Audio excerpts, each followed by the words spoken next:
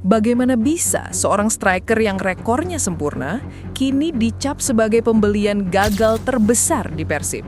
Namun di saat yang sama dilindungi mati-matian oleh pelatih Bojan Hodak. Seorang raja gol di liganya, kini di tengah badai kritik media dan tagar pembelian gagal terbesar musim ini, ia seolah menjadi Ferrari tanpa bensin di kecepatan penuh. Dengarkan perbandingan angkanya. Di liga sebelumnya, ia mencetak 21 gol dan 5 assist. Itu adalah statistik seorang mesin gol murni yang tidak bisa dibantah. Tapi di Persib, ia mendapat menit bermain yang cukup, namun skornya 0 gol resmi.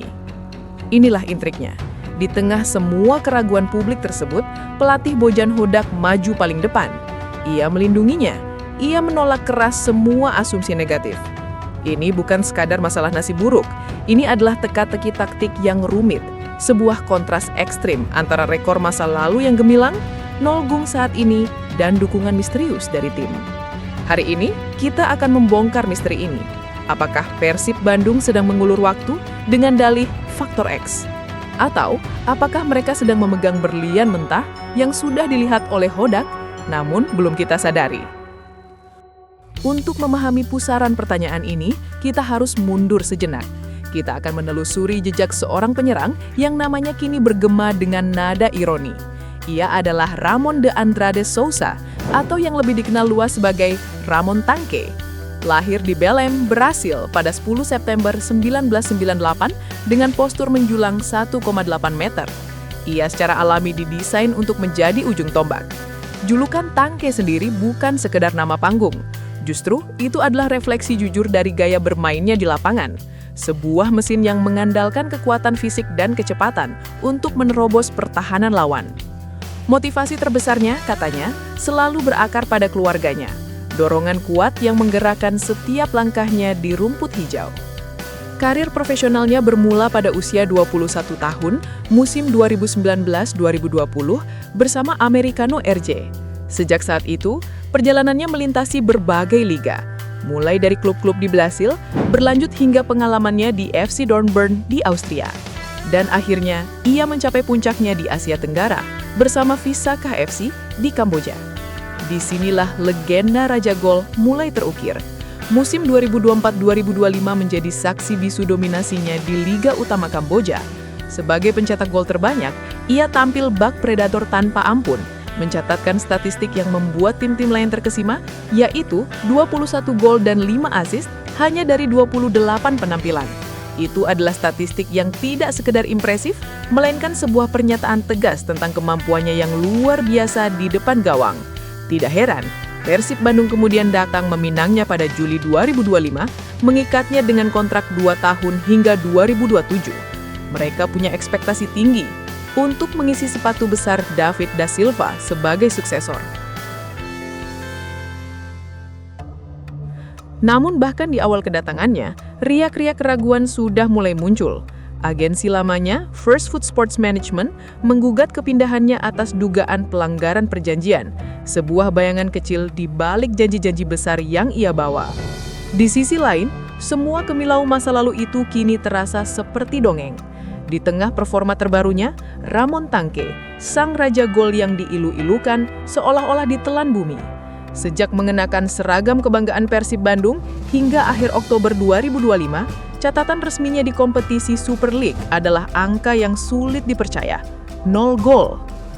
Bayangkan ini, seseorang yang baru saja memimpin liga dalam urusan mencetak gol, yang memiliki fisik sekuat Bajah dan kecepatan mengintimidasi, tiba-tiba menjadi hampa di depan gawang. Ini adalah paradoks yang memekakan telinga. Para pengamat dan penggemar yang menyaksikan rekor gemilangnya di Kamboja tentu bertanya-tanya, apakah ini hanya masalah adaptasi? Atau adakah sesuatu yang lebih fundamental yang salah?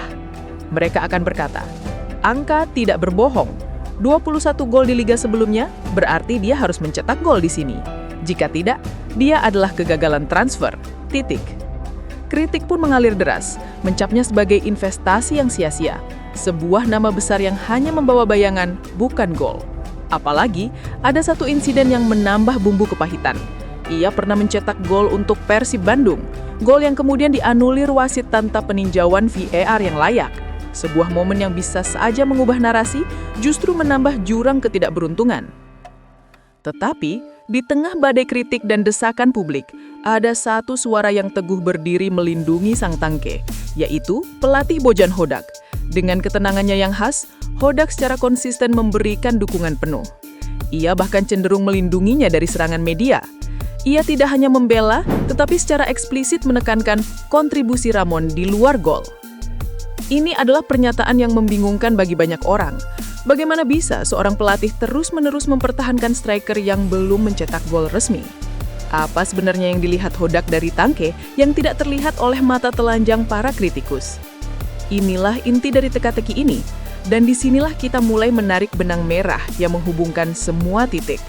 Hodak dan seluruh tim Persib dengan solidaritas yang mencolok bersikeras bahwa Ramon Tangke bukan sekadar statistik gol. Kita harus ingat, julukan Tangke itu bukan isapan jempol. Itu datang dari gaya bermainnya yang mengandalkan kekuatan fisik dan kecepatan. Ia memiliki performa fisik yang tangguh dan mendapat menit bermain yang cukup. Ini bukan deskripsi pemain yang malas atau tidak bugar. Sebaliknya, ia adalah kehadiran fisik yang konstan, sering menjadi jangkar di lini depan, menarik perhatian bek lawan, dan membuka ruang bagi rekan-rekannya. Ibarat sebuah bulldozer di lahan konstruksi, tugasnya mungkin bukan selalu untuk menanam tiang utama, melainkan meratakan jalan, membuka jalur, dan memindahkan rintangan agar pekerjaan utama bisa dilakukan. Jadi, periode minim golnya, walau secara statistik tampak mengerikan, sebagian juga bisa dijelaskan oleh faktor-faktor yang seringkali tidak terlihat di papan skor. Ambil contoh insiden gol yang dianulir tanpa VAR yang layak. Itu bukan indikasi kegagalannya dalam menempatkan bola ke gawang, melainkan keberuntungan fatal dan keputusan yang tidak menguntungkan. Itu adalah gol yang seharusnya ada. Sebuah angka yang dihapus bukan karena ketidakmampuannya, melainkan oleh kekuatan eksternal. Ini menunjukkan bahwa peluang untuk mencetak gol ada, dan ia mampu mengkonversinya. Hodak melihat lebih dari sekadar tembakan yang masuk atau tidak. Ia melihat pergerakan tanpa bola, tekanan yang ia berikan pada pertahanan lawan, kemampuannya menahan bola, dan energinya yang tak kenal lelah. Ini adalah kontribusi esensial yang walaupun tidak tercatat dalam kolom gol, secara fundamental membantu dinamika serangan tim secara keseluruhan. Tim Persib mendukungnya karena mereka merasakan dampak kehadirannya di lapangan, bahkan tanpa gol-gol yang menjadi sorotan media. Mereka melihat kerja keras, dedikasi, dan potensi yang menunggu waktu yang tepat untuk meledak. Jadi, kita kembali pada pertanyaan mendasar yang kita ajukan di awal. Apakah Persib Bandung sedang menipu publik dengan dalih faktor X? Ataukah mereka sedang memegang berlian mentah yang sudah dilihat oleh Hodak, namun belum kita sadari? Intinya, periode minim golnya walaupun aneh, adalah perpaduan dari ketidakberuntungan, keputusan yang merugikan, dan kemungkinan besar peran yang lebih kompleks dalam skema taktik tim. Semua bukti yang terhampar menunjukkan satu hal. Label gagal total adalah penilaian yang terburu-buru, penilaian yang gagal melihat gambaran besar. Ramon Tangke adalah resiko yang diperhitungkan, dan pelatihnya tahu bahwa pada akhirnya Ferrari yang sudah diisi bahan bakar dengan benar pasti akan melaju kencang. Ketika gol pertama resmi itu datang, ia tidak akan berhenti di angka 1. Pertanyaannya sekarang, seberapa lama kita bersedia menunggu untuk menyaksikan Hodak membuktikan bahwa ia benar?